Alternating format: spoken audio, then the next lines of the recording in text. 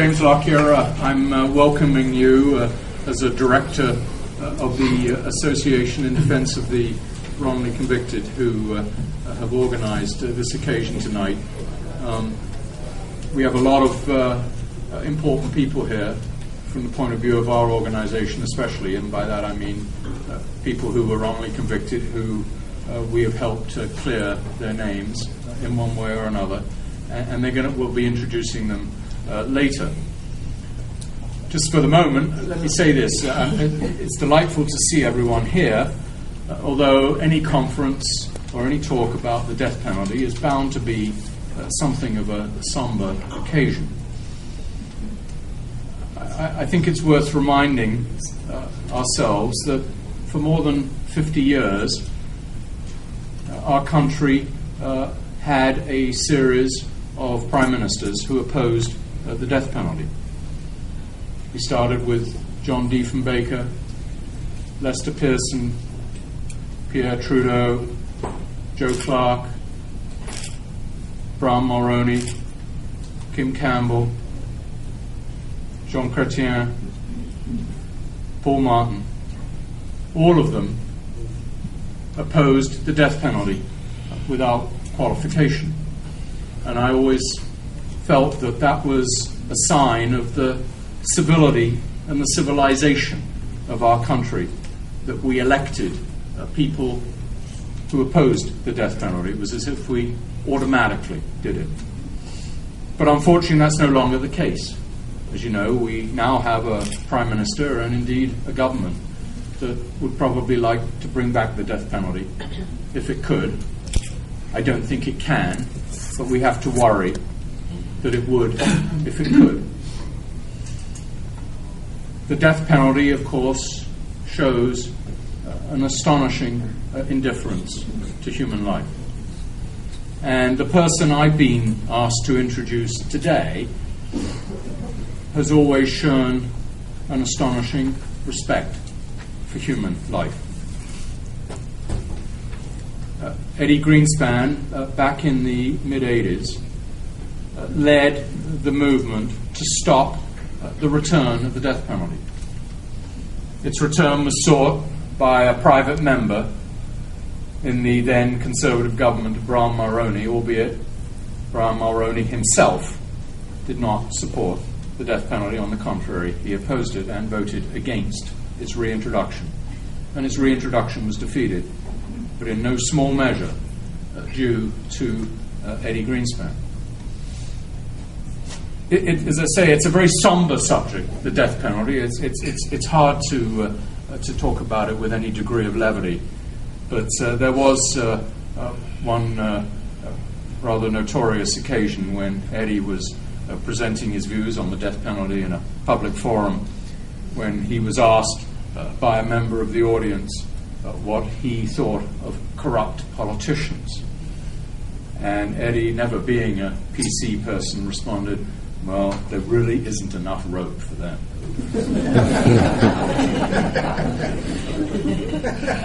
Our organization, Aidwyc, of course, opposes the death penalty in all its forms and in all places around the world. And if I may give a little plug for the amnesty occasion of Cities for Life that happens on November the 30th every year, it's part of their campaign to abolish the death penalty around the world. It's an important event that I hope as many of us as possible can attend on November the 30th at St. James's Cathedral in the evening. If anyone has a right, an entitlement to talk about the death penalty, to tell us why it is so morally wrong, that person is Eddie Greenspan. And I'm just delighted that we have him here tonight to tell us that. Thank you.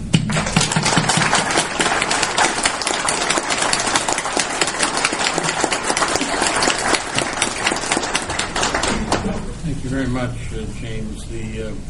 You butchered my joke. It was on national television. It was the first debate on the subject of the death penalty that had been reintroduced as a private member's bill, and somebody said, why don't we hang all the corrupt politicians? And I said, we can't because we don't have enough rope. Not that much funnier, but it's fortuitous that we're having this meeting tonight with some extremely interesting people who will talk about the death penalty. And it's fortuitous because just a day ago, the headlines were in the newspapers that the homicide rate in Canada sinks to its lowest in 44 years. Now, I know that unfortunately would be regarded by our present government as a signal to bring back the death penalty, given their disregard and their dislike for statistics, crime statistics that prove that crime is going down. But hopefully they didn't read it. One of my concerns was that they might even find out about this meeting tonight and look at the expression capital punishment and say, what? You mean there's such a thing as capital punishment? Maybe we should consider bringing it back because they don't seem to know about it, and by Monday it might be in the omnibus bill. But I think in this country we can survive any attempt to return the death penalty to this country because of a case called Burns and Raffi in the Supreme Court of Canada that we'll talk about later today. But let me introduce the people who are on the stage tonight and who will each have 10 to 12 minutes to make an opening statement before we move on. And let me just take a moment to. The first person is Mike Farrell, who looks strangely familiar to me, but not as a death penalty, an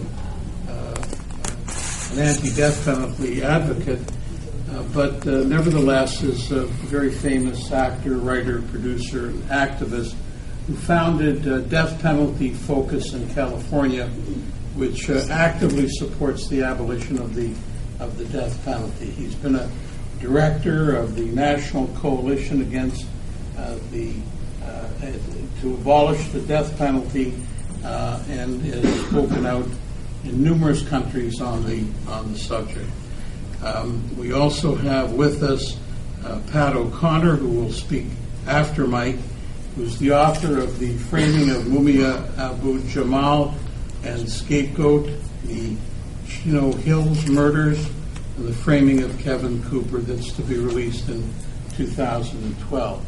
Dave Parkinson and Tracy Lamoureux founded the Canadian Coalition Against the Death Penalty, and they travel around the world and argue against and do things to support the anti-death penalty movement.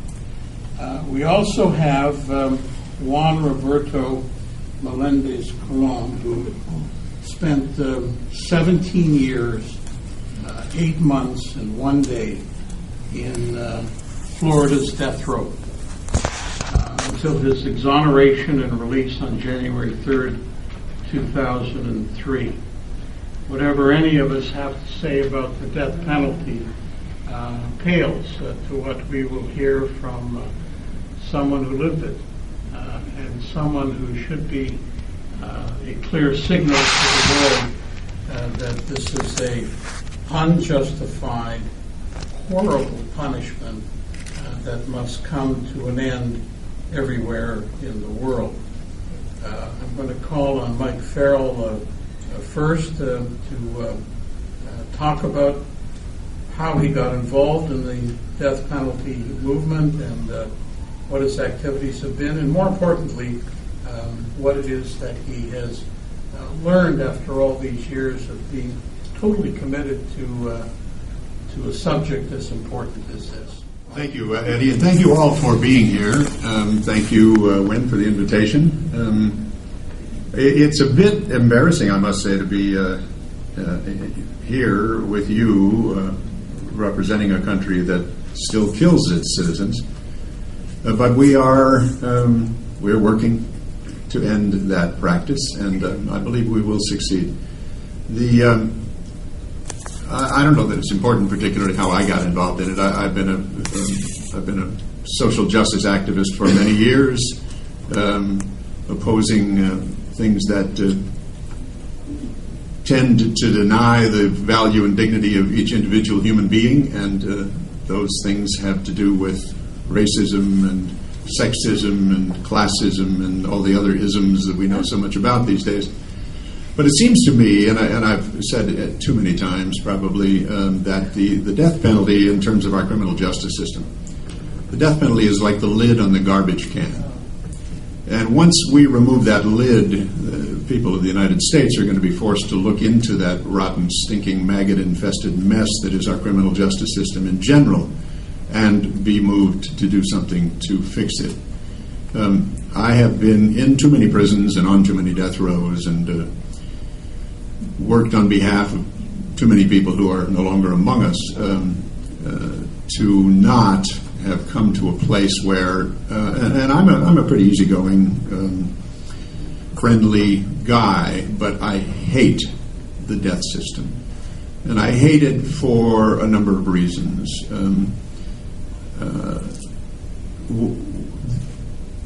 It is justified, if it can be justified. They attempt to justify it in the United States. Those people who support it and insist that it's important to continue to have this drastic tool in their kit bag. They justify it on the basis of its deterrent value. They justify it on the basis of its effectiveness. They justify it on the basis of its appropriateness. That somebody just asked me earlier today at a radio or television program about an eye for an eye. What does an eye for an eye mean? And I explained that an eye for an eye is an oft used and abused phrase out of the Bible. The Old Testament, the Christians refer to it as the Old Testament. The Jewish people refer to it as the teachings, the Torah. But an eye for an eye is an easy way for people to say, well, but God said, that we should do this. If somebody takes a life, that life should be taken. But I try to explain to people, first of all, that we don't gouge out the eye of someone who takes the eye of another. We don't rape rapists. We don't burn down the homes of arsonists. We don't practice a like for like punishment in the West, and certainly not in the United States. And so to justify it on that basis is really wrong-headed, aside from the fact that Hebrew scholars have long argued that an eye for an eye was meant to be in favor of balance. When something goes wrong, there should be an appropriate response to it, so that there is balance in the system, but not to suggest that people's lives should be put at risk because they have taken the life of another, or any of the other remedies that I suggested earlier. The interesting thing is, in the United States in the 40s and 50s, the majority of the people opposed the use of the death penalty into the 60s. And the politicians, really, if there's an underlying reason for the continued existence of the death penalty in America, in the United States of America, it is very simply political cowardice. Politicians know that the system as practiced in the United States is racist. Politicians know that it is only used against the poor. Politicians know that it entraps the innocent. Politicians know that the innocent are killed as a result of the practice.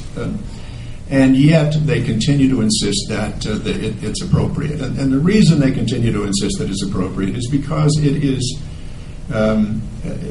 the people who are in support of the death penalty. I'm going to try to avoid political labels, but the people who are in support of the death penalty are vicious in their support for it and vicious in their attempts to denigrate and attack and dehumanize the people that oppose it. And that has been carried forward in a number of cases in our country, to the point that judges have been unseated, politicians have lost their place in Congress or in the House of Representatives or in the Senate or in state houses. Mario Cuomo being probably the nearest neighbor that you folks are familiar with, who was a consistent champion for opposing the death penalty and lost his seat as governor for that reason. So the politicians caved, very simply. And they did it because I believe in the late 60s, the politicians that were elected had grown tired of using communism and the accusation of communism as the shibboleth that they could tar their opponents with. So they decided instead to use the death penalty. They used the phrase, of course, was tough on crime. We have to be tough on crime. And they were angry about what they called permissiveness. So they decided that we have to have a rigid legal structure that is responded to harshly, and that the most effective and the most drastic way in which you demonstrate how tough you could be on crime is to be willing to kill. And little by little, they won the day, to the point that the support among the public for the death penalty rose from a minority to a vast majority. By the middle of the 80s, there were 85% of the American people who said, if asked, that they supported the death penalty. And it has only recently dropped as a result of the work that some of us in the abolition movement in the United States have done. It's only recently dropped. If you ask the simple question, do you support the death penalty in the case of a heinous capital crime, the answer now is about 61% of the people would say yes. But what the press doesn't report is that if you ask those same people, given a capital crime, would you prefer that the perpetrator, if convicted, receives the death penalty or life in prison without the possibility of parole? We are now at a point in our society where more people say life without parole would be the appropriate sentence as opposed to the death penalty. So that's a step in the right direction. Let me just say that I debated a district attorney in Los Angeles on television about the death penalty at one point. And during a break, he said, now you keep saying life without parole should be the option. And I said, yes, that's correct. That's what I say. That should be the ultimate sanction, not the death penalty. And he says, but if you succeed and we do away with the death penalty, then what you're going to do is go after life without parole. And I said, yes, you're right.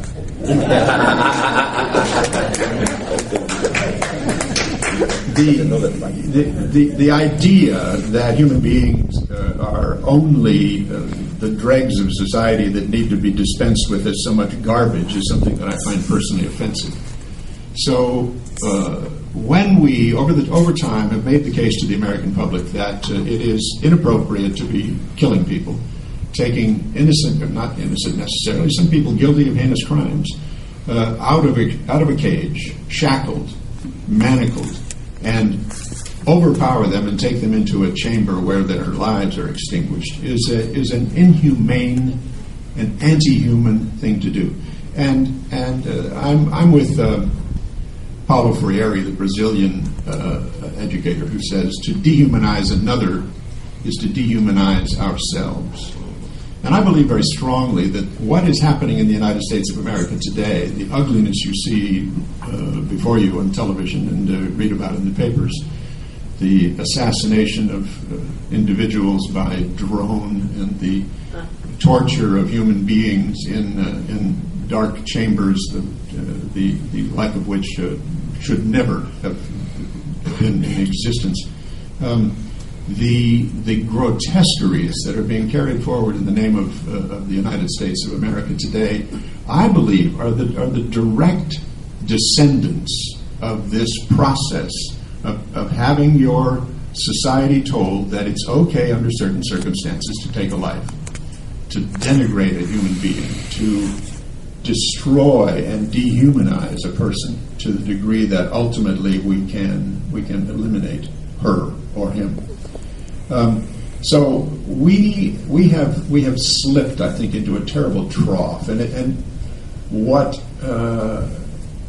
struck me in some reading recently was that during World War II, actually at the beginnings of World War II, it is said that the Nazis would take Jews and gypsies and communists and collaborators and all of the people that homosexuals, people that they felt were unacceptable. And once they were captured, they would line them up in front of a trench, a long trench, and some Nazi troopers would machine gun them so that they fell backward into the trench, and then a bulldozer would pour dirt over them so that it became a mass grave. And the Nazi High Command at one point issued a statement that said they were fearful of the burdening of the soul of the soldiers who were doing the machine gunning. They were acknowledging the harm that is done to the individual who does the killing. Now, sadly, the Nazis found an alternative, and we all know what that alternative was, or those alternatives were. But the realization, I think, that the Nazi High Command gave voice to is what we in the United States need to be taking more seriously. Now, my organization, Death Penalty Focus, has just hired a new executive director. She was the warden at San Quentin Prison, and she oversaw 4 executions, after which she resigned and went to work as the director of the corrections and so-called rehabilitation organization in the state of California.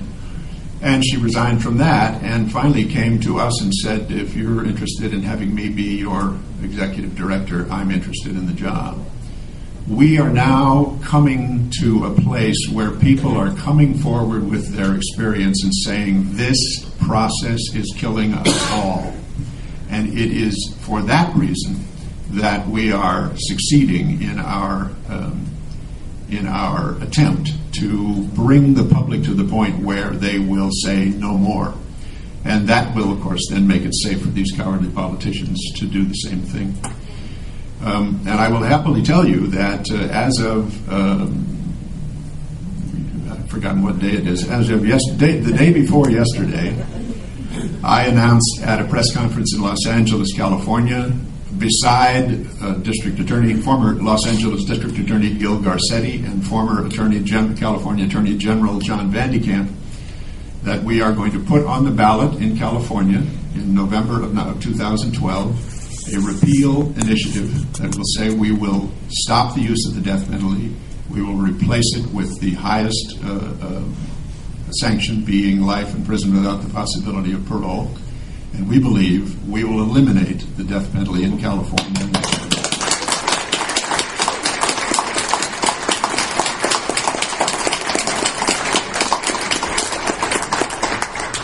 For those of you who have been watching this subject, you're probably aware of the fact that after years and years and years of no opposition, since the death penalty was reinstated in 1976 after it was held unconstitutional in 72, after no opposition in the last 5 years, the state of New York, the state of New Jersey, the state of New Mexico, and the state of Illinois have given up the death penalty. And we believe the ball is rolling in our direction, and that California will be the next one, after which will come Maryland, Connecticut, and you name it. Pretty soon it's going to be unstoppable. So thank you for your attention.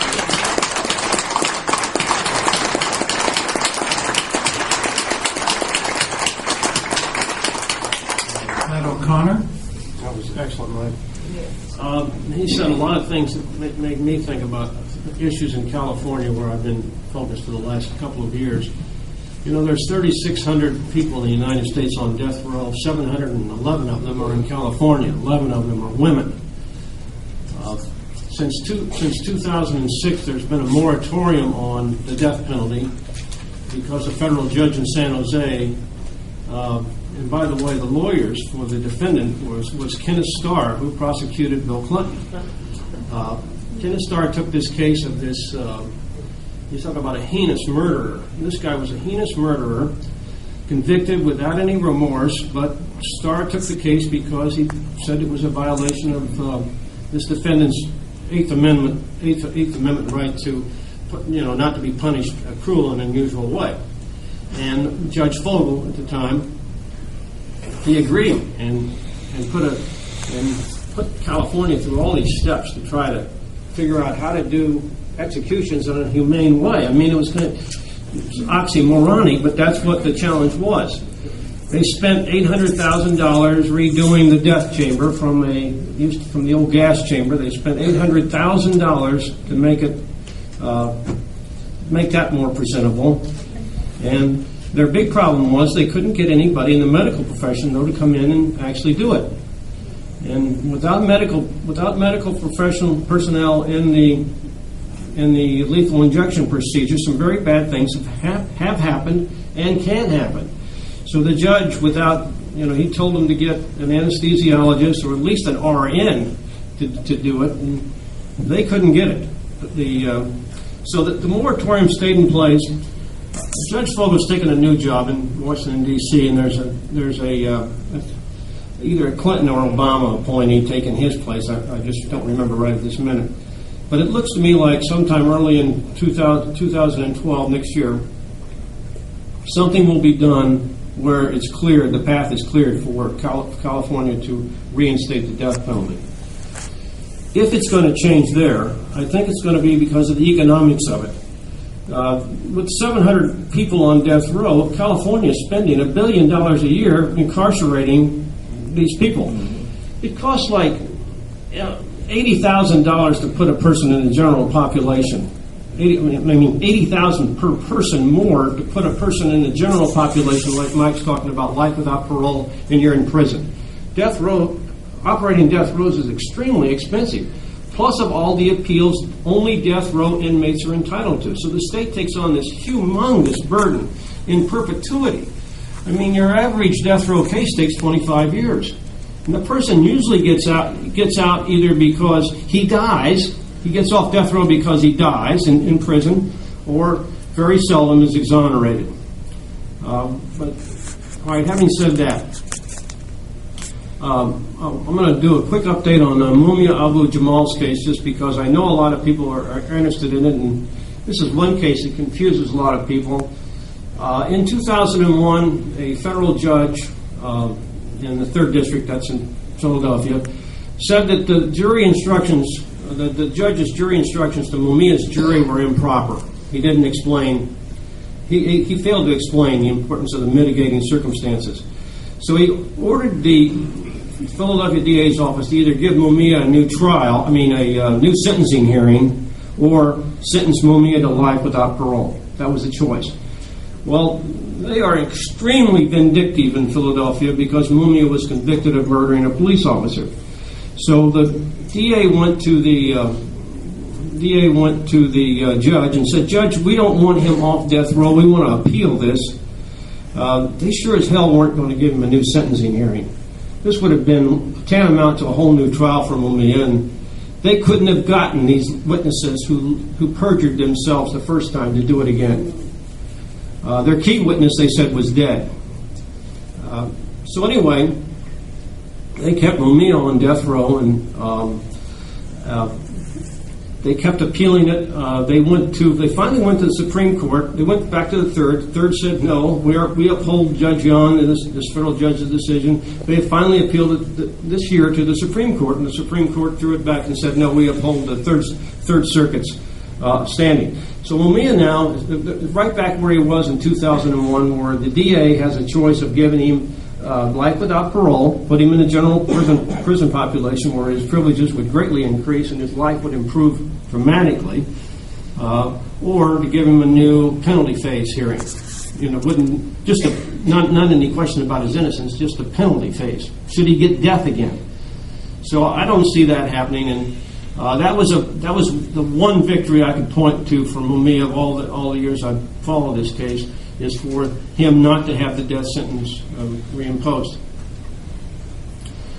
To the Kevin Cooper case, this is a California case, 1985. Wynn asked Kevin to make a statement. We tried to get him on video, audio, but they don't allow that at San Quentin. He'd have to do it on a call out, and we didn't have enough lead time. So he wrote a statement, and I'm going to read it at the end of this. But first, I just want to describe his case a tiny bit, because Aidwyc endorsed this case in 2004 as Kevin Cooper approached execution. He got within 4 hours of being executed on February the 9th, 2004. I mean, he had Jesse Jackson in his cell. He had his minister. It looked bad. At the very last minute, very unusual. I mean, extraordinary. You won't see it again. An in-bank, that means the whole Ninth Circuit out there, the whole Ninth Circuit Court of Appeals. A judge went down and got all these signatures to have the stay, and ordered a new habeas corpus hearing for Cooper. It was incredible. So that came out the day before his execution. Of course, California, they've got you, they want to kill you. They appealed it to the United States Supreme Court. So this whole day started ticking off, and would the court lift the stay, or would the stay in place? Well, it took all the way down to those 4 hours before it was known that the Supreme Court was not going to act. The stay would stay in place. So Kevin came that close. He was, in 1983, incarcerated in Chino, a prison, a large state prison in San Bernardino County. And Kevin, as he had several other times in his life, he escaped. It was a low security penitentiary. He was in the minimum security. He'd been wrongly classified. Just one stupid mistake after another these people made at Chino. And he was put in minimum security, and the very next day, he left. You could just walk out the front gate. And he walks, and he ends up in horse country, Arabian horse country in Chino Hills, which is a whole other world in Chino.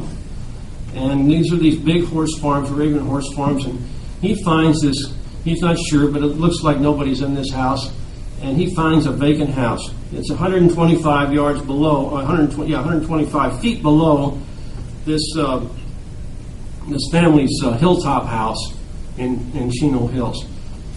So he hangs out there. He figures if he could stay there for a couple of days, then they quit looking for him in that area, assume he's gone somewhere else. So he hangs out there till Saturday night about 8:30, and then makes his way back down the way he came in, and hitches 2 rides to Mexico. So that's at 8:30.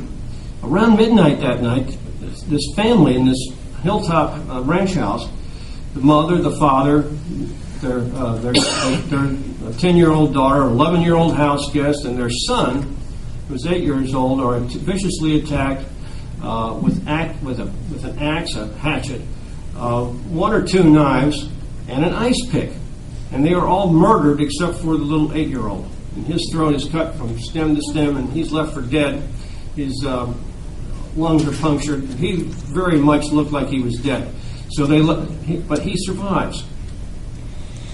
The little girl, the 11-year-old, the 10-year-old, she actually got out of the house during the deal. When they sent her body bag in to be tested, there were these little night things that I'm not going to get into too much detail, but it established that she'd actually gotten outside, which really annihilates the idea that one person could have controlled these 2 41-year-old chiropractors, the adults, who both had loaded weapons right next to their beds. On both sides of the bed, the father had a shotgun, and the mother had a pistol, and she was very good at using. So, the theory of the case that one person you'd have to picture this like a Rambo movie. Guy coming in with a knife in his, where would all these weapons be? He's got a hatchet. He's got maybe the medical examiner said he had 2 knives originally. But then he finally got it down to 1. And then an ice pick. So he's got all these weapons, and why would or could one person use all these on So their case really was pathetic in terms of its probability. So if you have a pathetic case, you have some resources. You can plant evidence, or you can destroy evidence that shows this person's innocence.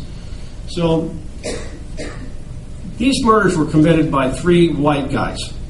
I could tell you all their names, I'm pretty damn sure. But one of the white guys, his girlfriend came down called up the police a few days after the murders and said, I've got these bloody coveralls that my boyfriend left in the closet. They're full of horsehair and their blood's caked on them. And cops come down and get them. She says, I don't want to, this guy's like a deputy. He says, I want to talk to homicide. I've got a lot of other stuff I'd like to tell homicide. Well, homicide never comes to see her. She would have told homicide that her boyfriend's hatchet was missing now, that the T-shirt that he wore, that he had on that day, is no longer there. And these are the 2 biggest things. And they find the tan T-shirt that this guy had on, and the hatchet is the primary murder weapon. But they never go see her. They find a blue T-shirt. A woman, a citizen, finds a blue T-shirt outside of a bar right below Ryan's house. People's family's name was Ryan. They find this blue T-shirt with blood on it one day, and then the next day they find the tan T-shirt. Both of them have blood on it. The cops, that's too many T-shirts for the cops because they're focused in on Kevin Cooper now. So only one T-shirt ever gets admitted into evidence. The blue one is never heard of until 2005 when we're doing their evidentiary hearings. It comes out in a police log that there was a citizen calling in and picking in, and they have the deputy's name who picked it up, and it's all there on the dispatch tapes, dispatch logs. So they got rid of that, and they got rid of the coveralls. As Kevin was being at his preliminary hearing, they destroyed the coveralls. They threw them in a empty dumpster and got rid of them. Now this would have been Kevin would have never been on trial if these coveralls had been preserved. He'd been out, but they destroyed those. And then to get Kevin, they planted stuff like on the tan T-shirt, which they said was only had the blood of Doug Ryan, the father, on it. When they tested it to show Kevin's innocence in 2004, so 2003, they now had Kevin's blood on it. So they had taken, and then 5 years later, this vial of Kevin's blood is sent off to a private lab in Pennsylvania, and the lab person there, she detects that there's at least 2 different DNAs in this vial, not just Kevin's. It's like one of these deals. If you're a kid, you drink your father's whiskey, and then you have to make it look like it wasn't used. They put somebody else's blood in Kevin's vial, so there's at least 2. So that kind of thing. That's what they did to Kevin. Kevin is out of appeals. He's got Aidwyc and this wonderful law firm in San Francisco, Aidwyc Sutcliffe, who are working fantastic for him, all pro bono. But he's been in there over half his life now for something he had nothing to do with, other than being an escapee who was in the wrong place at the wrong time. So that's the story I tell about. That's the story I tell about that and what I wrote. So thanks very much for your interest. Excuse us if you were not at our best. We had about an hour of sleep coming up from the town we live in now, Chatham, about 3 hours away. We've been engaged in a whole different human rights battle over there, and we've heard stuff like, I'm just really glad to be here in the city. We've been hearing a lot of stuff like, take your big city social justice values and go back where you came from. So I'm really glad to be here talking with social justice folks. So, anyway, my name is Tracy Lamore. This is my husband, Dave Parkinson, and we are the co-founders and the directors of the Canadian Coalition Against the Death Penalty. Back in 1998, can you hear me? When we were 28-year-old social justice activists, we got involved in this battle and we formed the CCADP. We worked in the past on anti-racist actions, anti-poverty initiatives against government and police abuses, various social justice causes. And with the advent of the internet and researching various issues, we did fall into the death penalty battle, which has really become our life's work. All volunteer, unfunded, by our own pockets, very grassroots. But what happened was initially we became involved with an actual innocence case of Jimmy Dennis, who still sits on Pennsylvania's death row. And I won't get into too much detail about his case, but I would really encourage you to go to jimmydennis.org or .com. And this is an actual factual case of innocence, been there 20 years and he's still there. After corresponding initially with Mr. Jimmy Dennis, he sent us his legal documents and arguments in his defense, and we became really disturbed about the information, and it was our contention that if other activists like us saw this information, they'd be as disturbed as we were and hopefully be called to help. So what we did is we became the Canadian Coalition Against Death Penalty began a webpage outreach where essentially we began to offer death row prisoners around the world, regardless of guilt or innocence, space on our ccadp.org website, that's ccadp.org, in order to tell their stories, artwork, case information, their best efforts to reach us, basically. And so we began offering prisoners under sentence of death a place on our website. That work has been very effective in drawing support, even in changing attitudes, but like all the work that we're engaged in, it has not been without its controversy. As a result of our webpage work, we've been on international media, from CNN to CNBC to Fox News to Dave's appearance on the Nancy Grace show, getting a challenge. Yeah. I was really glad he was on the hot seat for that one, but he did really well. So, basically getting attacked for putting information on death row prisoners in their cases, their words, their art, their pleas for legal attention, and even pen pals on the internet to educate the public, to help them see the human beings about to be killed in our name. So Arizona even enacted legislature to stop our work when they put a law into place that actually attempted to punish prisoners whose cases appeared on third-party websites like our own, in an attempt to chill the speech of those like us who were advocating for prisoners. And after a precedent-setting battle in Arizona Supreme Court, a judge did end up ruling in our favor. The case of CCADP versus Stewart. And to quote the judge, he said, to do otherwise than to rule in our favor would, quote, do irreparable harm to the First Amendment. And he struck down that law. So we did that with the help of the ACLU's National Prison Project out of Washington. And again, that's a precedent-setting case. We've had other battles that have been more prison-based that are trying to do the same thing. And so far we haven't had to work with the ACLU. We hope to be able to draw them in. But going back for a quick moment to the inception of our work, in the early days we were involved with a case that Aidwyc also had a lot of involvement with, the attempt to save the life of Canadian Joseph Stanley Falder, which of course made international news in those days. By 1998, Falder had been on death row in Texas for almost 2 decades without his family ever having heard about that, and without his Geneva Convention rights under international law being respected at arrest and trial. So we got in touch with Falder's family. We made a webpage about his case, and along with Aidwyc, we were one of the first organizations to challenge Bush on international, and George Bush was governor at the time in Texas, on international human rights issues like the Geneva Convention while he was governor. And a lot of our activist work has been called everything from feisty to hardcore, but we're often able to do something a little bit different that ends up getting media attention and brings the issue to conversation around the office water cooler. So in 1998, when Governor George Bush insisted on going ahead with the execution of our citizen Joseph Stanley Falder, we at the CCADP initiated a tourist boycott of Texas. Using the logic that since Texas was not following international law by executing a citizen of another country whose rights under the Geneva Convention had not been respected, that it was therefore unsafe and unadvisable for tourists to visit Texas. We also told international media that Governor Bush, who everyone knew at the time was considering a run for president, should not be considered for president, as he obviously wouldn't follow international laws because he couldn't do it as governor. At a press conference in Austin, Governor Bush was confronted with my words, a really proud moment, directly, when a reporter from NPR, National Public Radio, asked him, what do you say to Canadian human rights activist Tracy Lamourie, who says that you wouldn't follow international law and the tourist boycott over the execution of Stan Falder? Bush's response to the direct question about me was, no one is going to threaten the governor of the state of Texas. So, a shining moment, kind of fun to remember when we were thorn on George W. Bush's side. But ultimately, the execution of Bush did execute Falder. But our boycott made international news. Texas changed its slogan from Texas, it's like a whole other country. And a lot of people thought it was because before our boycott, we were using that slogan and adding, like a whole other country, Iran, Iraq, the Sudan. And they didn't like that. And they ended up spending a lot of money to revamp their slogan into something completely different and instigate a Canucks Bucks program where they started taking the Canadian dollar and power to encourage tourism again.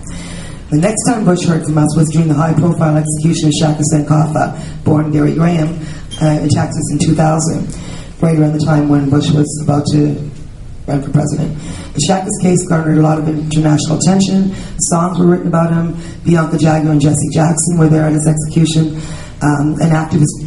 Shaka was an activist prisoner who insisted he was innocent and that he was not going to submit quietly as so many do. No, Shaka vowed to fight to the very last breath. He wanted his execution to be loud. He wanted to be noticed. He wanted to stop the craziness, and he wanted to make a difference. So we decided to help him do that. The days before the execution, Dave and I sent a registered letter by FedEx to Shaka Sankofa on death row in Texas, and we suggested to Shaka that since he said he would not go quietly, and since Governor George Bush was refusing to look at Shaka's strong innocence claims and was once again insisting on moving forward with an execution with blind faith in the courts and little concern that justice was actually done. Well, some of you might not know that in Texas, prisoners are allowed 5 of their own witnesses to their executions. Usually it's a spiritual advisor or friends or family members.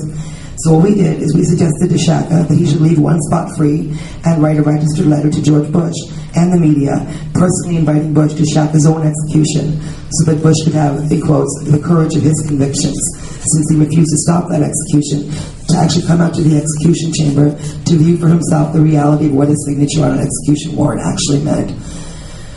Well, the media did pick up on it. Bush respectfully declined, and the local media didn't push him on it too much because, it was just too good. And it was in Texas, and he was in the run for president, so they let the boy off a little easier than they could have. But ultimately, it being Texas, the kill-em-all state, Shaka joined Stan Falder on Bush's long list of homicides, because that is how they were listed on the death certificates at that time. They've since changed it, but Governor George Bush was responsible for 156 homicides under the law. And so Shaka left an empty seat at his execution because, of course, Bush didn't have any courage at all. And that's just a few of the stories of what CCADP has done in the International Forum since 1998. And Dave will tell you about one more, and I guess where we go from here. Okay, and again, I want to thank everybody for coming out to the event today.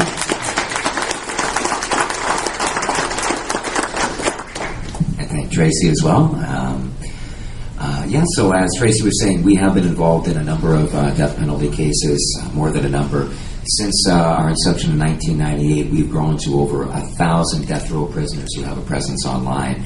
And because of the work that we've been doing, other organizations around the world, in the United States, Europe, and other parts of the world, have been duplicating and mimicking our behavior. And if you do nowadays a search for anyone who's rightly or wrongfully convicted, who is under sentence of death, you will find thousands and thousands and thousands of prisoners' pages online as a result of what we began initiating back in 1998. Now, as Tracy mentioned, we have worked with Aidwyc before in the past, with, of course, respect to Canadian Stan Falder, who was executed in Texas by George W. Bush, and also had some involvement in the Atifa Faye and Sebastian Burns extradition that Mr. Greenspan had mentioned earlier. Now, with regards to what you mentioned about inviting Bush to the execution, we thought that was a really good idea to bring it to the attention of the public, as well as to hold the governors responsible. They have a piece of paper thrown on their desk, they put a signature on it, and they go to bed and they sleep well at night. We wanted to stop them sleeping well at night. So not only have, with a number of different execution dates that have been sent, had Governor Bush invited, also Governor Jeb Bush in Florida, current Governor Rick Perry in Texas, and former Governor Barnes in Georgia have also received invites from death row prisoners who were facing execution as well, so we could try and turn up the heat in the state and also make the governors realize that at the end of the day you are putting somebody to death. Now, one of our most recent initiatives, of course, has been the CCADP video project, and that was put together just recently after the Harper government came out and advised Canadians that they'll no longer be standing up for Canadians who are under sentence of death in the United States. There is a Canadian on death row in Montana currently, and that's what initiated our CCADP video project when we found out the direction that Harper was taking on this issue. Many of the people that we spoke to are actually here tonight, and what we have done is compiled statements from some predominant Canadians about why Canada should not be going in that direction and what we need to do to stop it. And as the opening statements mentioned today, although legally it may be difficult for Stephen Harper to bring back capital punishment in Canada, he's going to try. And I think we all need to be on guard for the day that comes. We've seen what he's doing with the prison industrial complex, with crime rates at an all-time low. He wants to bring the prisoner population to an all-time high. And the death penalty is just part and parcel of that agenda. And although we haven't seen it brought up yet in its early days of government, I do expect that issue is going to come forward in the not-too-distant future. Just in closing, I did want to mention, of course, that we've had, as I said, hundreds, over 1,000 now, death row prisoners who have written to us for a presence online to have a web page. One of them is actually here with us tonight, which is Juan Melendez. We received a letter from Juan back in.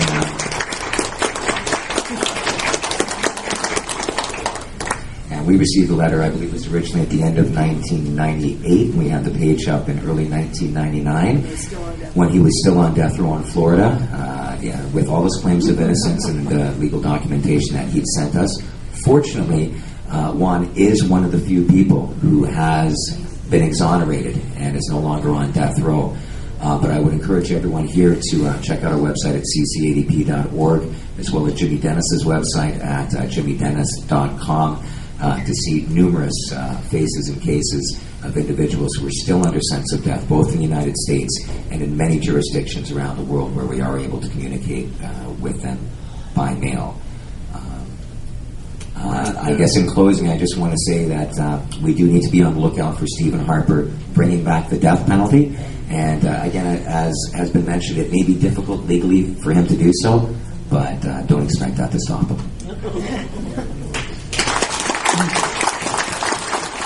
Who's been referred to by everyone tonight because he is in fact a living example of what makes this penalty, the death penalty, a horrendous, unpardonable, vindictive, retributive sentence, something that is not only unwise and unjustified, but grotesque.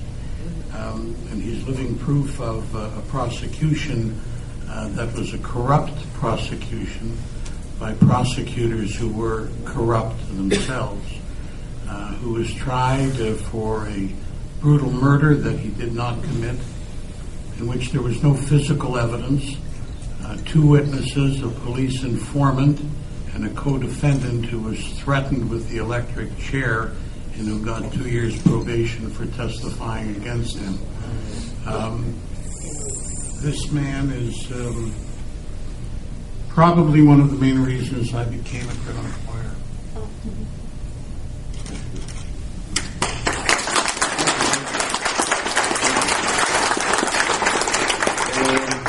Before I start, I want to thank Ms. Wayne and Aidwyc for inviting me here. They gave me a chance to meet my friend, Mike Farrell. Every time I get around him, I feel like a movie star. And I got a chance to see again my friend Tracy and David, who was the first one to put my case in the internet, and it helped me a great deal. I'm not going to talk so much about the legal matters in my case. It's not unique. It's 138 of us. So I'm the number 99 in the nation. It's been 1,271 killings, the last counting I did. And only God knows how many of them didn't have the luck that I had, and the rest of 137. And I suffer terribly. I spend, they keep me in a 6x9 foot cell. And every time they move me out of that cell, I got shackles in my legs, I got chains in my waist, handcuffs in my wrists. The place was also infected with rats and roaches. And it was a very ordeal, but it was good things in there too, because it's human beings, and what is humans is good people. I remember when I went to Devo, I did not know how to read, I did not know how to write, I did not know how to speak English. The worst of the worst. The most indesirable people in the nation, the one that some prosecutor called monsters, taught me how to read, how to write, how to speak English, and such extent how to let hate and anger go. So what I say, And the truth is, the hardest thing for me in death row was when they execute someone. I'm in this cell. Next to me is another person that's condemned to death that I know for 10 or 15 years. He cries in my shoulders. I cry in his. He shared with me his most intimate thoughts. I share mine with him. I learned to grow up to love him. And one day they snatch him out of that cell. And I know what's going to happen.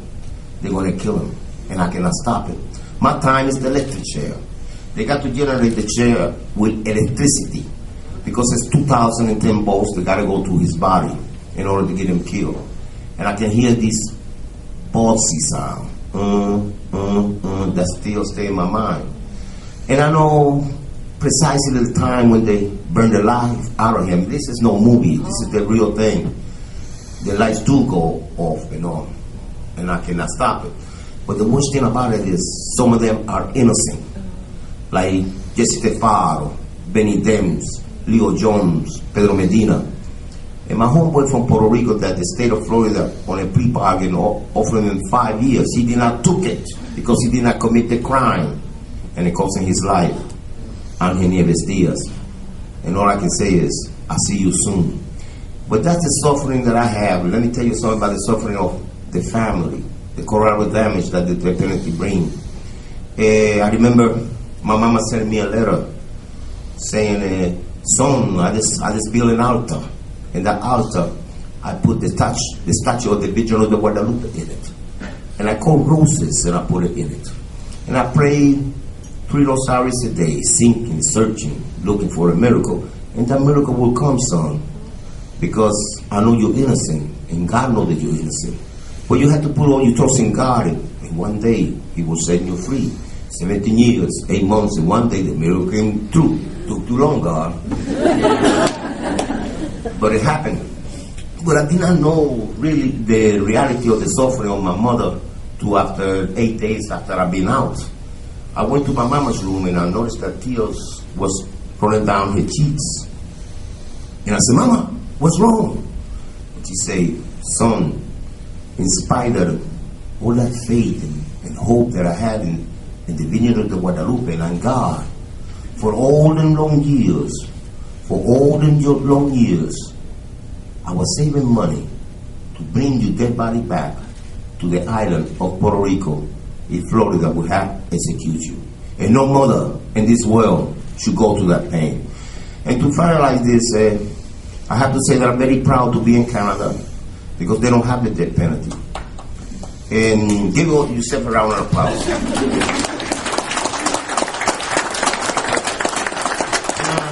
And I know that deep side in my heart that none of you gonna let the death penalty come back to Canada. I know this. I don't care about the governor, who governs in here. I know you people will stop it. And the problem with the death penalty in the United States is all about details, education. And we need all of you from Canada to let the United States know that the death penalty do not deter crime, that the death penalty is racist, that the death penalty costs too much, that the death penalty is cruel and unnecessary. We have alternatives. But the most important thing that Canada and the nation of Europe and any country that don't have the death penalty can teach the United States is this. And only the United States have the death penalty. Any nation, any country that have it, it always will be a risk to execute an innocent one. And you can always release an innocent man from prison. We don't have no problems with that. But we can never, and I repeat, we can never release an innocent man from the grave. And that's like this nation and other nations have helped the United States to get rid of slavery and segregation. We also together, white, black, and brown, in harmony, we will get rid of the death penalty.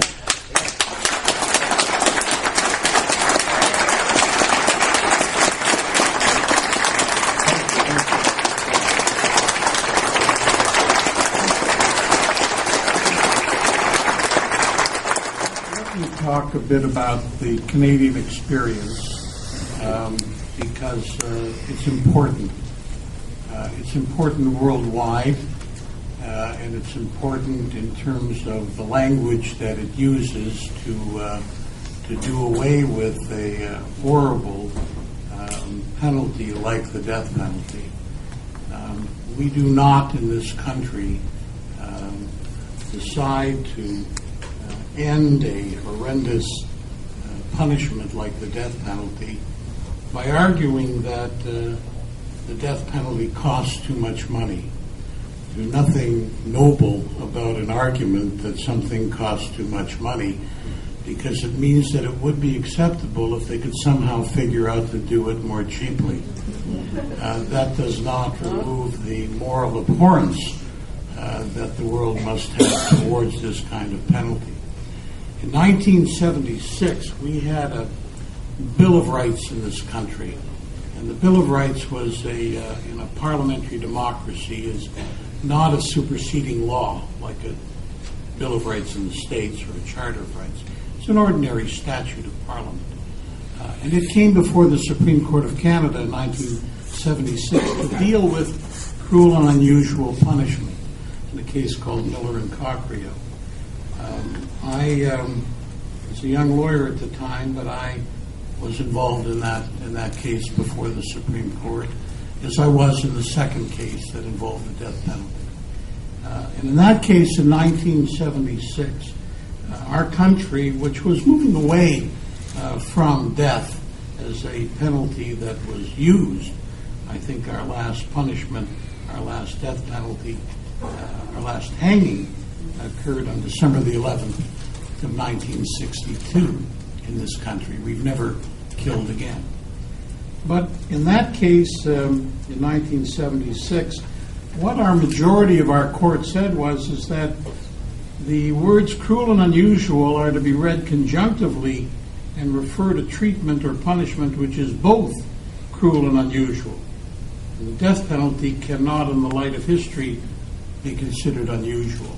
And that's why we lost in 1976. I don't particularly like that kind of reasoning. It didn't make much sense to me. I decided I'd give it another shot. So we came back in the year 2002 to the 2000 in a case called Burns and Raffi. And Burns and Raffi has, I think, for all times, put Canada in the leadership of a state that is opposed irrevocably to the death penalty. The words are strong, the words are important, and they are greater than any single prime minister of this country could ever be. The decision by the Supreme Court of Canada in that case was that there had been, over the last 20 years before that time, a seismic shift in the world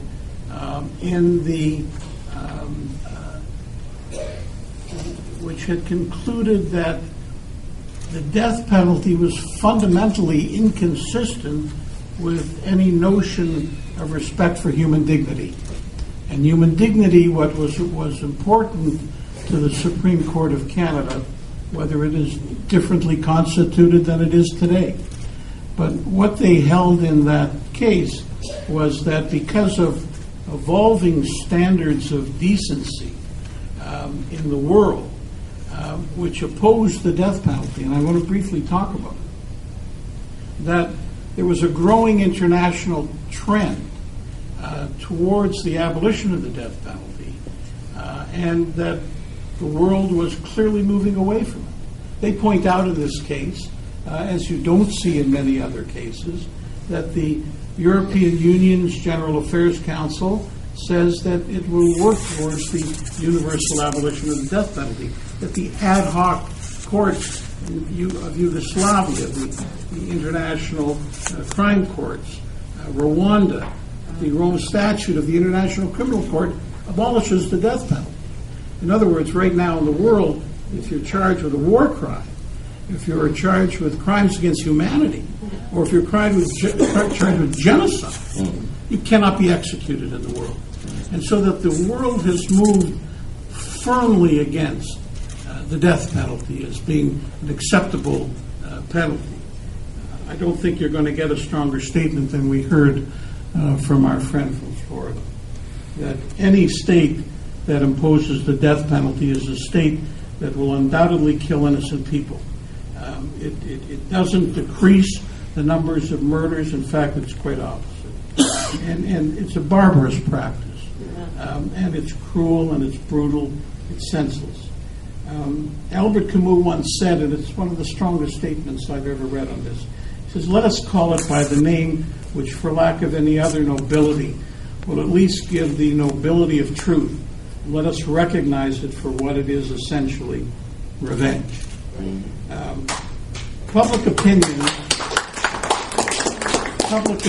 has really not in this country really been truly in favor of the abolition of the death penalty. In 1986, when that was brought before the House of Commons, there was a vast majority of Canadians that wanted the return of it. And going around the country and arguing against the death penalty, it became clear to me that even on the question of whether it was morally right or wrong, there are people who legitimately have a belief that it's morally right. And so I started to move away from that argument, because how do you argue against somebody who says something is morally right when you say something is morally wrong? It's a very difficult argument necessarily to win. The argument that seems to work and that worked in this country during that debate was killing the innocent, the risk of killing the innocent. And the Canadian Supreme Court goes through a chapter and verse. Everybody in this country who by now, there are numerous people who have been convicted and sentenced to life imprisonment, who, if we had the death penalty, would be dead. Okay? And there isn't a human being, when they were charged, nobody ever said about anybody who's charged with murder, now there's an innocent man. That's not the way the community views it. That's not the way they look at it. And when somebody is convicted, they want them dead. And so this judgment that we decided in Burns, or that our court decided, is a judgment that shows that the international norms have moved towards abolition. And I think that's the strength. You know, it's wonderful in California that they decided it's costing too much money, the death penalty. And I think any excuse to abolish the death penalty is fine by me. But those kinds of excuses someday can come back. You know, they don't have the roots. They don't have the trees not built on foundation other than strong roots.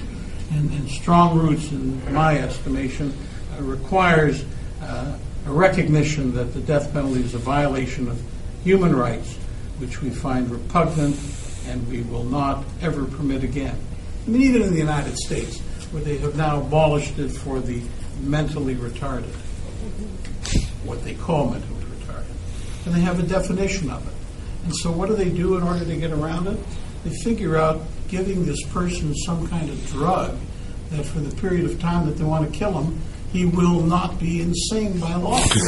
And they're doing it. I mean, I marvel at the cruelty of the United States in the area of the death penalty, and many other areas as well, but that a democracy has so little respect for the individual that even though Mr. Farrell, who makes the point that somehow politics might play into it, I don't know of a Democratic president in the last number of years who did not support the death penalty.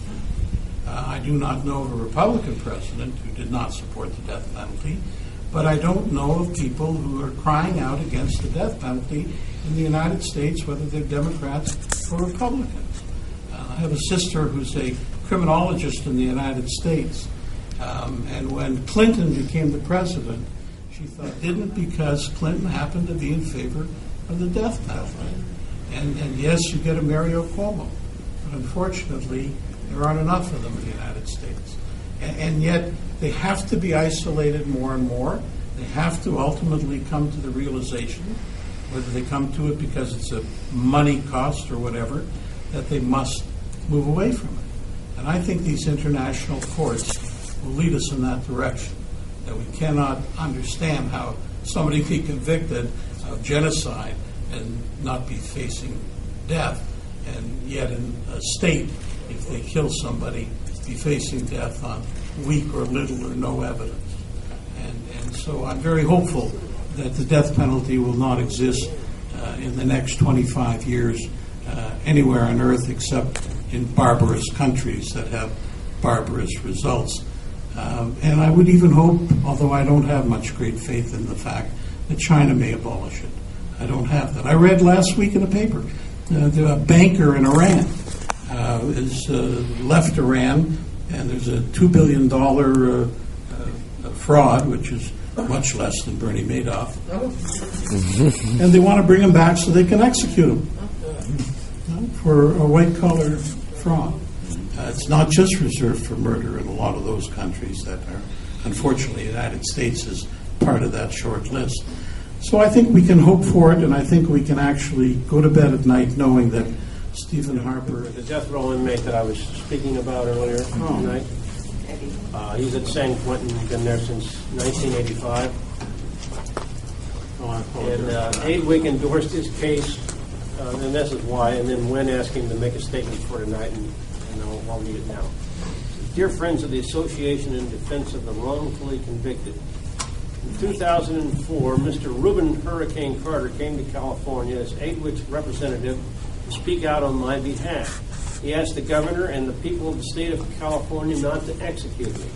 If he had not done so, and if others like him who care about humanity had not done so, I would have been physically tortured by this prison and the poison that would have been pumped into my body. I would have been murdered.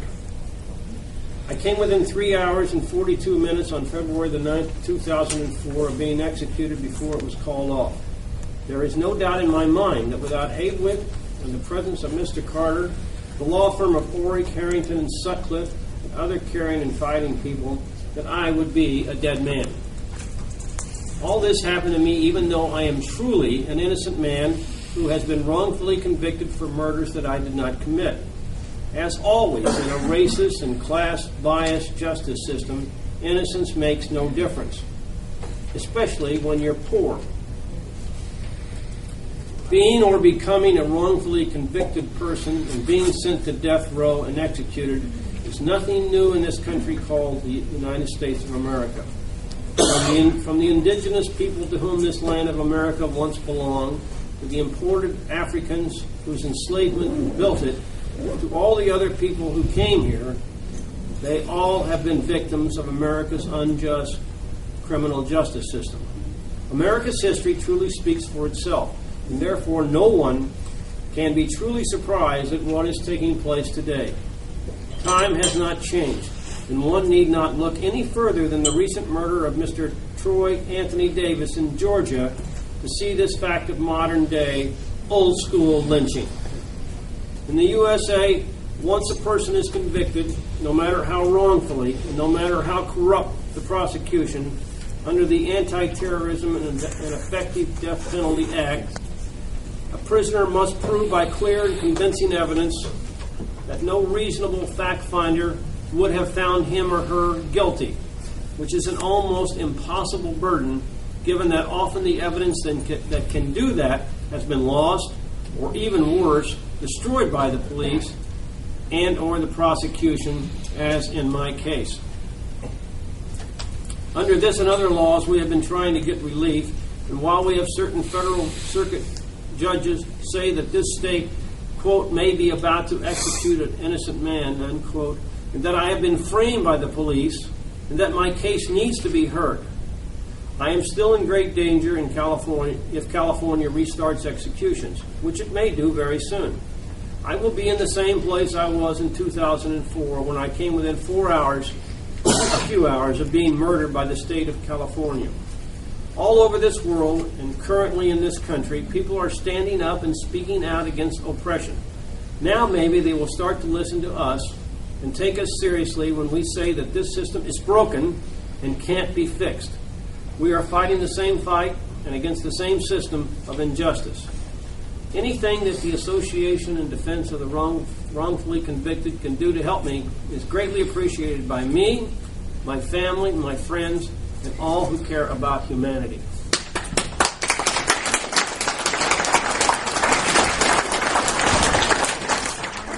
years ago, I was sitting in a jail cell in Godrich, Ontario, waiting to be hung by the neck until I was dead. I was just a bewildered 14-year-old boy. Today I'm a husband, father, grandfather, and have been exonerated of rape and murder. Being able to attend this function tonight due to my son's wedding this weekend, I've asked my good friend Wynn Moore to read my thoughts to you on the subject of capital punishment. In June of 1959, I was arrested and charged with the rape and murder of a classmate, Lynn Harper, on circumstantial evidence. My trial was held in Godrich, Ontario, in September 1959. After a 2-week trial, I was found guilty and sentenced to be hung by the neck until I was dead. As a 14-year-old, my only recollection of hangings were westerns on television. I remained in the Godrich jail awaiting a December the 4th hanging date. While in the jail, I remember hearing banging and hammering outside and firmly believed they were building a scaffold to hang me, only to find it was builders working on a new home across the street from the jailhouse. The date of the hanging was changed eventually on January the 21st, 1960. The Canadian government commuted my sentence to life imprisonment. I can still remember the feeling that overcame me when I heard the news from a lawyer. At least I was going to live. However, my life became a prison in itself for over 10 years. Capital punishment is morally wrong and definitely not a deterrent. An eye for an eye and a tooth for a tooth is unacceptable in a society that condemns murder. The murder itself is horrific, and someone obviously is dead because of it. So to continue this horrific deed upon the perpetrator is justifying murder, but with the okay of a nation. To state it is a deterrent is unacceptable due to the rising number of murders committed each year. No one expects to be caught. Therefore, why worry about whether you would face the death penalty or not? We must face the fact also that there is a possibility of a wrongful conviction, something our country has had to deal with on several occasions in the last few years. We do not have a perfect system, and mistakes are made, which is another strong reason to keep capital punishment out of our country. Capital punishment was removed from the Canadian Criminal Code in 1976 and was replaced by mandatory life sentences with a possibility of parole for 25 years for all first-degree murders. In 1998, capital punishment was also removed from the Canadian National Defence Act, bringing Canadian military law in line with civil law and therefore abolishing capital punishment nationwide. The last executions took place in Canada in 1962 when Arthur Lucas and Ronald Turpin were both hanged at the Toronto Don Jail for murder. In 1966, capital punishment was then limited to the killing of on-duty police officers and prison guards. In 1987, a motion to reintroduce capital punishment was debated in the House of Commons and defeated on a free vote. I had the opportunity to read a newspaper article written by Alan Alt in the Daily Beast from Georgia, wherein a former commissioner who had the horrific task of overseeing executions decided to speak out on the subject. There were 3 items of particular interest in this story, which I share with you now. Concerning Troy Davis, recently executed in Georgia, the warden and 5 other former death row wardens and directors urged Georgia prison officials to commute Mr. Davis's sentence to life imprisonment. The group feared that he could be an innocent man that they were about to execute, but they also spoke of the psychological toll it would take on the prison officials who would be part of the execution. They stated, "No one has the right to ask a public servant to take on a lifeline sentence of nagging doubt. For some of us, shame and guilt. Here we are seeing the other side of the spectrum." Mr. Alt goes on to say that he has no doubt that capital punishment is a very scripted and rehearsed murder. It is not. It is the most premeditated murder possible. Lastly, Mr. Alt states that he hopes in the future men and women will not die for their crimes and other men and women will not have to kill them. The United States should be like other civilized countries in the Western world and abolish the death penalty. In 2004, my son Devin and I attended a press conference hosted by Aidwyc on behalf of death row inmate Kevin Cooper, who was facing execution. Mr. Cooper's execution was stayed, but I am deeply saddened to have learned that Mr. Cooper will soon be facing another execution date. I hope that Aidwyc and others will support Mr. Cooper in his fight to live. My name is Stephen Truscott, and at the age of 14, I was sentenced to death in a country which had the death penalty at the time. Since then, my civilized country of Canada has grown up and realized that it is not moral or deterrent to have the death penalty. I have a wife, 3 children, and 4 grandchildren. And I ask myself many times, what if I had been 18 instead of 14 years old? Would I be here today? The answer is likely no. My young age saved me from the death penalty. And do not forget that I was innocent and exonerated in 2007. I am sincerely hoping that there is never a government that tries to reintroduce capital punishment in our civilized country of Canada. And I only wish that we would all get to see a world free of capital punishment in our lifetime. Souls, and the CD, the song is on the CD that is donated to Aidwyc, all the CDs. So it all goes to the cause, so hopefully, well, thank you so much. Anyway.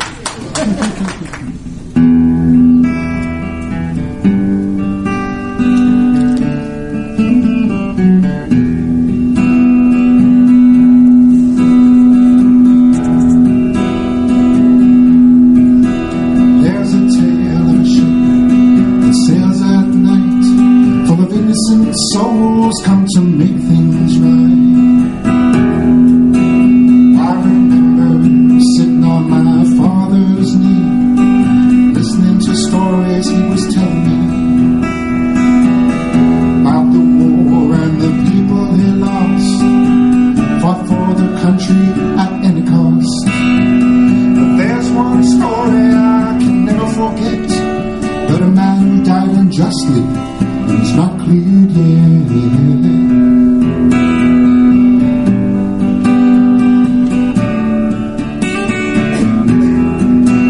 He was a simple man from an eastern town, driving through the woods. Some people he found offered them his help, for the truck would not go.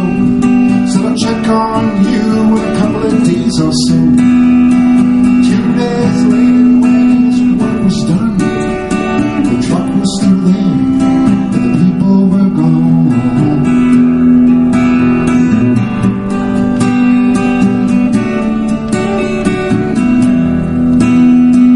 Took a couple of things you or I might take. That proved to be his first mistake. 5 weeks later, the hunters were found, dead to the world and face to the ground.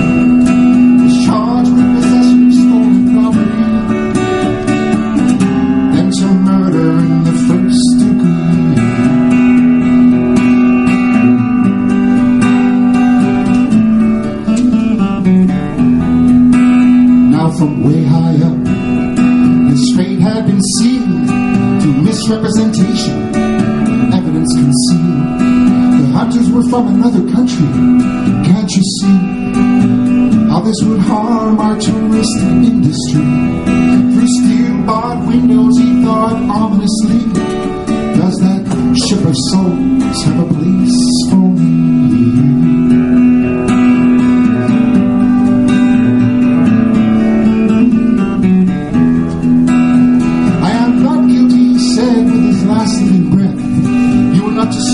Said his lawyer, and the defense rests. All those who should have helped him were in on the take. Trusting them was his final mistake. Wilbur Coffin was hanged, an innocent pawn in their game. And the ship of souls shall find the guilty that remain.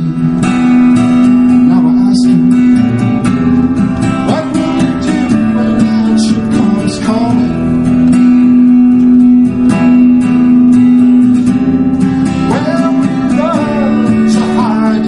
Sins. Wish I could be there to see you crawling.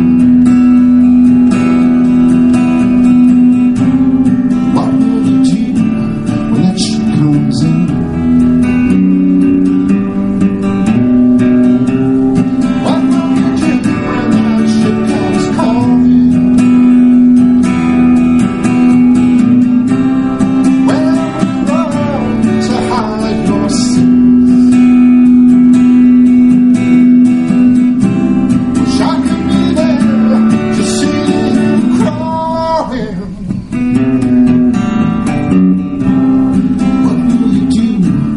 the chip comes in.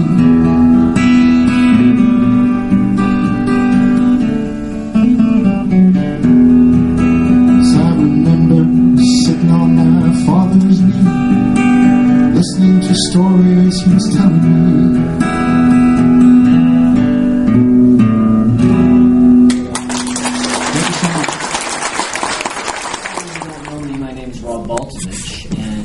In 1992, I was wrongly convicted of the murder of my girlfriend Elizabeth.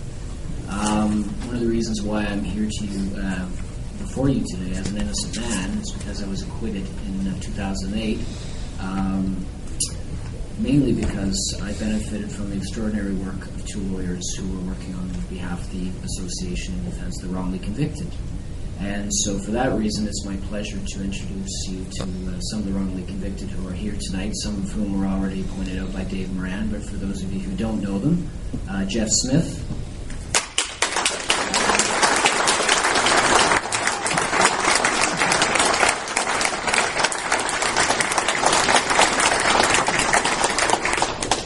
Maria Shepard,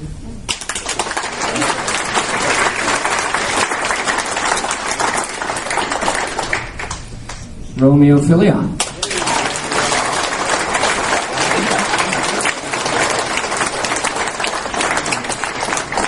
Tim Reese,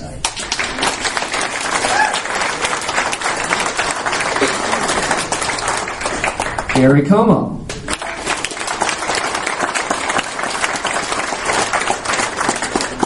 and in that cute red sweater, Tammy Markert.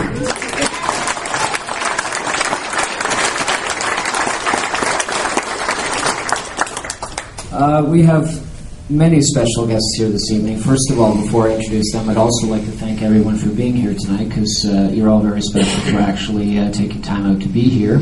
Marie Coffin Stewart is here, and as I understand it, she has some words she'd like to share with us. So Marie, if you'd like to come up.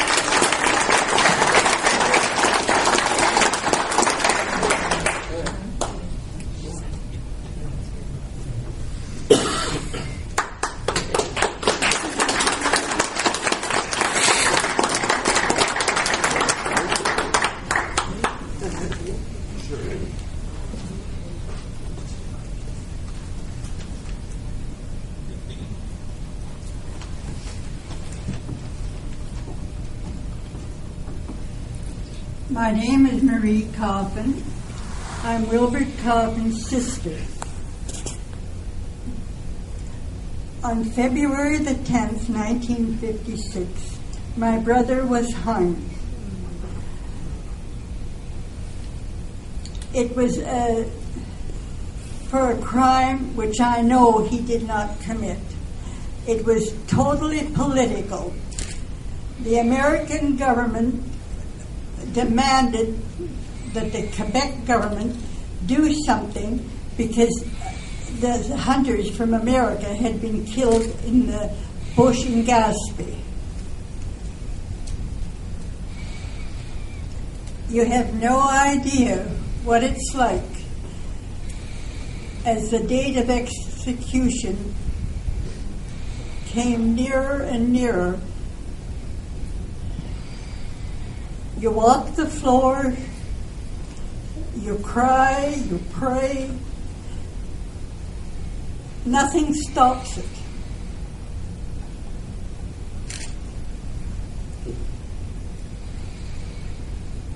The people that were responsible for my brother's execution, what does that make them? It's something to think about.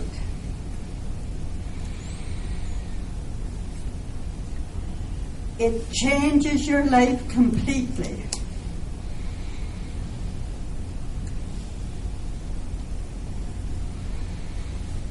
You try not to think about it, because if you do, you'd go completely wacko.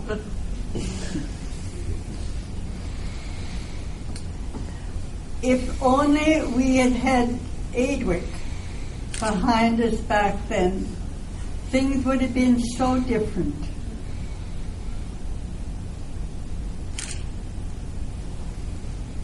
I can only pray that Aidwyc will get to the bottom of this and solve it. Thank you very much. I also understand that Aubrey Harris is here from Amnesty International. Aubrey?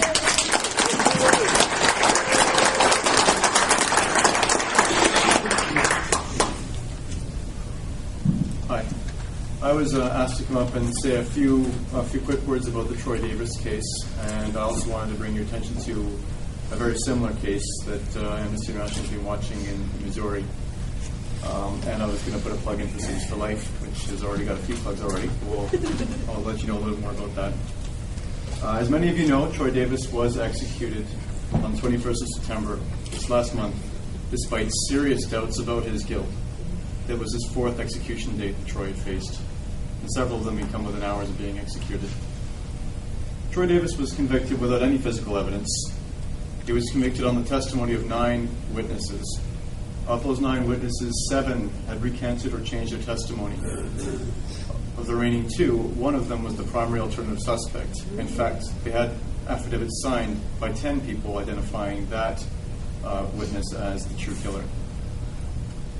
Those witnesses that recanted, many of them cited police coercion and brutality. When Troy finally had a hearing based on the new evidence that surfaced since his original conviction, he had to meet what was called an extraordinarily high standard of proof. That extraordinarily high standard of proof was that he had to prove innocence as opposed to prove reasonable doubt. And although the judge in his case said that high standard of proof was not met, he did say that the prosecution's case was not ironclad, which many took to be an indication to the Georgia Pardons and Paroles that this was a case that was deserving of clemency. The world protested. Events and petitions in which millions took part, including many death penalty advocates, calling for clemency for Troy. Millions of people signed petitions, and yet the state of Georgia proceeded. Troy may have been killed, but his spirit lives on and reinforces opposition to the death penalty. He has helped shine a light on the injustice that we know the death penalty to be. In Missouri, there's a man named Reggie Clemens who is currently facing a possible execution. He was sent to death row as an accomplice in a 1991 murder of 2 white women in St. Louis. There again was no physical evidence. He was convicted on the testimony of 2 witnesses. Of those 2 witnesses, one was the man who originally confessed, and the other man received a lesser sentence for testifying. Reggie has always maintained his innocence. The reports of police brutality, prosecutorial misconduct, inadequate defense, racial bias, and a stacked jury all are elements of this case. I encourage you to go to Amnesty's website to find out more about the Reggie Clemens case. And just my final note on Cities for Life. You may have noticed these yellow rave cards that are in the front. These give details about our Cities for Life event. Cities for Life is a worldwide event. Began in Italy. Toronto's been taking part since 2007. It's supported by the World Coalition Against the Death Penalty, and it takes place at St. James Cathedral on the 30th of November. Our host this year will be James Lockyer.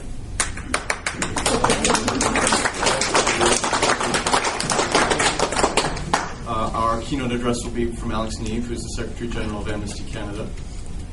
And we'll also include an address by Arsham Parsi, who is an Iranian human rights activist, largely with the LGBT issues.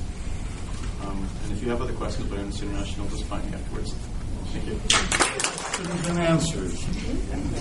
I don't know how much time we have, but everyone's agreed to take questions. So I would like, if you have a question, to stand and direct it to whomever you want to, and you'll get an answer. And any other member of the panel who wants to respond, you can go right ahead and do so. Go ahead. Hi, my question is, I understand from Aidwyc that they have found witnesses who were paid by the police. Is that still a law that's allowed in Canada, that the police can pay a witness, especially one who was actually on charges themselves? There are 2 laws in Canada. One is the police can pay witnesses, and it's okay. And the second law is that if the defense lawyer pays a witness, he goes to jail. Those are the two laws. They're both important laws. The state can pay witnesses, put them in witness protection programs, give them salaries, make them promises, withdraw charges. If I tried to do it, I'd be in a place that I never want to go to. I don't even understand that. And I've never understood that. I've never understood the enormous advantage the state has over a defense counsel who is defending somebody who's totally innocent of a crime. And you're not allowed to do a lot of things that the prosecution can do and that the police can do. Thank you. Mr. Big. Want me to go on? I was wondering about the depths to which you think the authorities in the U.S. are likely to go to maintain death penalty. I know through the issue of lethal injection and obtaining drugs, they've gone to the extent of actually breaking their own laws to bring in the drugs. But I remember there being controversy as well about the funding of the renovations on the death penalty chamber in St. Quentin. So I was wondering if Mr. O'Connor knew about that. Well, they're kind of to me, Mike knows this probably better than I do, but it seems to me it ebbs and flows with who happens to be governor of California. You know, Jerry Brown was elected, he's governor now, and just as a reference point, during the 8 years he was governor in the 70s, not one person was executed in the state of California. He appointed Rose Bird to the Chief Justice of the Supreme Court, and under her, no executions took place. And something Mike addressed earlier, that she's the only one I know of in the United States, a Supreme Court justice voted out of office. They did a recall election because the the pro-death penalty forces in California, when Governor Duke Majan, a Republican, came in, they did this recall, and Rose Bird got tossed out of office. They had tried like 2 other times before, but this time, when Duke Majan was the governor, they actually got her and threw her off, along with 2 other like-minded justices. So that's kind of the way it goes. It seems to me it's a political thing, and with Governor Brown in there now, the politics are much more favorable. Plus, the state had this enormous budget deficit, and there are factors at work. The question of how low politicians will sink is one of those unanswerable questions. Politicians have demonstrated over time that they are beneath contempt in too many ways. We have approached Governor Brown, who has gone on record as being opposed to the death penalty prior to the time he became Attorney General, and now as governor he has said that he will carry out the law, which is the sort of fallback position of a politician who has sort of ethical concerns about the death penalty. Went to him. There was a recent study done that showed that California spends $184 million a year simply to maintain the use of the death penalty. And this, as Mr. O'Connor says, this is in a time when we have a $20 billion deficit in our state. So they're cutting education, they're cutting aid to families with dependent children, they're cutting very important programs and maintaining this asinine and ugly and brutal system. But which is why we've gone to the polls. But we approached the governor's office and told him that our calculations suggested that if he simply did what George Ryan did in 2004, I think it was, or 3, or 2, which was to commute everybody on his death row to life without parole and move them off death row and into the general population, he would save, in our case, with 712, I think it is, people on death row in California, he would save about $100,000 per year per death row inmate. And that would put take a big hunk out of the deficit. But I think probably the best example of how low politicians will stoop is in Texas. Governor Rick Perry, now presidential candidate Rick Perry, was responsible for the death of a man by the name of Cameron Todd Willingham, a case some of you may know about. He was tried, convicted, and sentenced to death for having set a fire in his home that killed his 3 children. Subsequent to his execution, some fire experts were commissioned to go in and examine the evidence, and they found that there was no evidence of the fire having been an arson fire, having been set purposely, that in fact it was accidental, and the children died as he suggested, Willingham suggested. They died because of an accidental fire, and he was not responsible for it.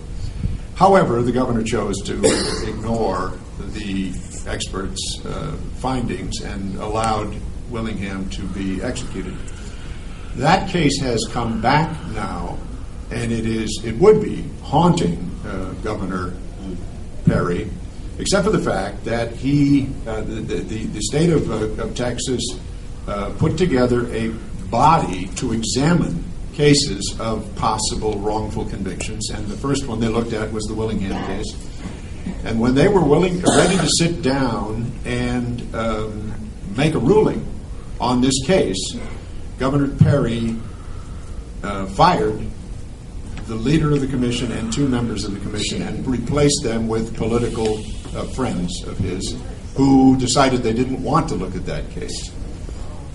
As a result of that action, a lot of pressure was brought to bear by Barry Scheck. Some of you know the name Barry Schecker from the Innocence Project.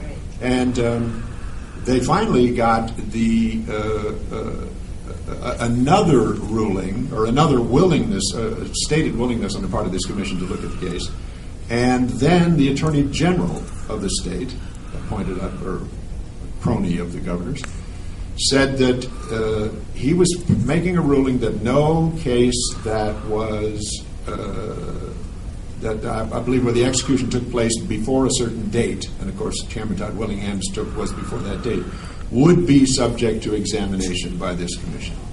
So what it is a politician willing to bury his evil act and willing to go to any lengths, literally any lengths, to see to it that truth never really fully comes out, although I believe it will. So we have a lot of instances where, people do the pilot thing and simply wash their hands of a case, or we know that George Bush, when he was governor, admitted that he took 15 minutes looking at the particulars of a given case before the 152 people he killed were executed. 15 minutes each he gave the examination of these cases. So there is simply no measure that suggests how low these people are willing to stoop. How many minutes do you think it took him to go into Iraq? Probably less.